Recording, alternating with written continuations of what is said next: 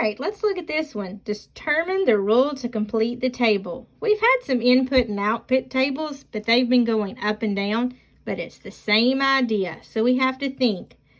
If we were to put 5 in our input and our outcome was 10, so we've got to think, what could I multiply?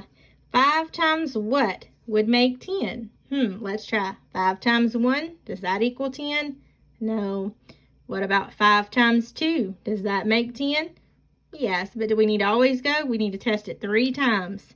So let's go to the next one that has 2 numbers. 7 times 2, does that give us 14? Yes, but let's try it one more time.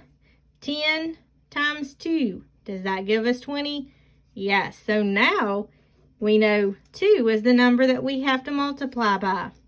So let's look at this one. 3 times our number is 2. So 3 times 2 would be what?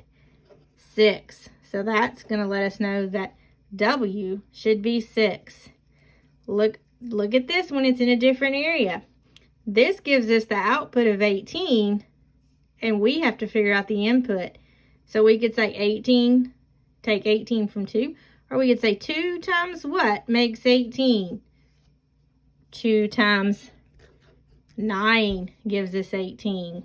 Good job. Okay. Here's another one. 2 times what would give us 8? 4. So 2 times 4 would give us 8. Okay, 6 times 2 gives us what? 12. So don't let that one trick you up. It's just like the input and output that we used to have going up and down. It's just going sideways this time. Let's look at this one. It looks just like that distributive property we did. It does look a little different right here, but we're not going to worry about that because look right here. Our parentheses, our times, plus parentheses, times, parentheses. So we're just going to look at our pattern. How many rows do we have? 4 rows. How many columns? Tells us 5. Remember, there's not a number over here, but you could either A, count and see that there's 4, or we could remember that, hey, on a rectangle, these 2 sides are the same and these 2 sides are the same. So if this side is 4, this side is also going to be 4. So we could say 4 times 3. So that would be part A. Part B says the area of the rectangle. So we just have to solve it. So 4 times 5 equals 20.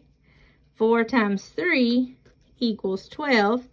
Now we have to add those together. So you can do it in your head, or you can come over here, line the 1s and 10s up, and come up with your answer. The total area is 32.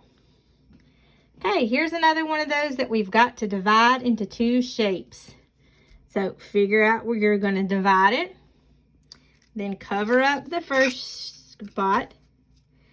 Okay, we have 2 rows and 6 columns. Did we break either one of those lines up? No, we didn't.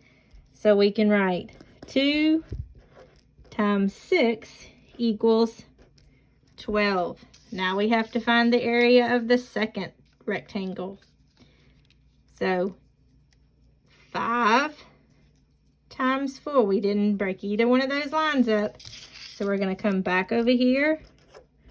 5 times 4 equals 20. But we're not through yet because we have to find the total area of both shapes. So we have to add those 2 together. So 2 plus 1 is 2. 1 plus 2 is 3. So our answer would be 32. So make sure you always go back and add the 2 areas of both rectangles together to get the total area.